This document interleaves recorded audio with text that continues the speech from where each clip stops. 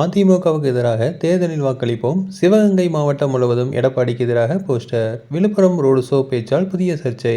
Road ஷோவில் எடப்பாடி பழனிசாமிக்கு எதிர்ப்பு தெரிவித்து முக்குளத்தூர் கூட்டமைப்பு சார்பில் சிவகங்கை மாவட்டத்தில் கண்டன போஸ்டர்கள் ஒட்டப்பட்டன.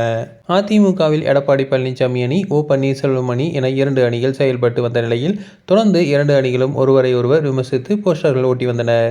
இதன் தொடர்பாக பரபரப்பு ஏற்பட்டு வந்தது. ஓபிஎஸ் தற்போது அதிமுக தொண்டர்கள் உரிமை மீட்பு குழு என்ற பெயரில் செயல்பட்டு வருகிறார்.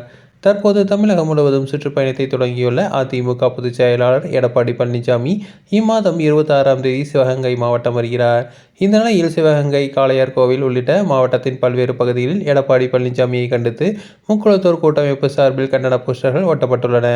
அதில் விழுப்புரத்தில் நடைபெற்ற ரோட் ஷோவில் மக்களை சந்தித்து வரும் எடப்பாடி பழனிசாமி, நான் ஆட்சிக்கு வந்தவுடன் மீண்டும் 10.5% இடஒதுக்கீடை வன்னியர்களுக்கு நிச்சயமாக பெற்றுத் தருவேன் என்கிறார். தொடர்ந்து தேவ சமுதாயத்தை அழிக்க சதி செய்து வரும் எடப்பாடி பழனிசாமி அணியை வரும் 2026 சட்டமன்ற தேர்தலில் அந்த அணிக்கு எதிராக வாக்களிப்போம். தேவர் இனமே சிந்திப்பீர் என்று அதில் அச்சிடப்பட்டுள்ளது. சிவகங்கை மாவட்டத்திற்கு எடப்பாடி பழனிசாமி வரவுள்ள நிலையில் இந்த போஸ்டர்கள் பரபரப்பை ஏற்படுத்தியுள்ளது. தொடர்ந்து இதுபோன்ற செய்திகளுக்கு எங்கள் சேனலை சப்ஸ்கிரைப் செய்வோம்.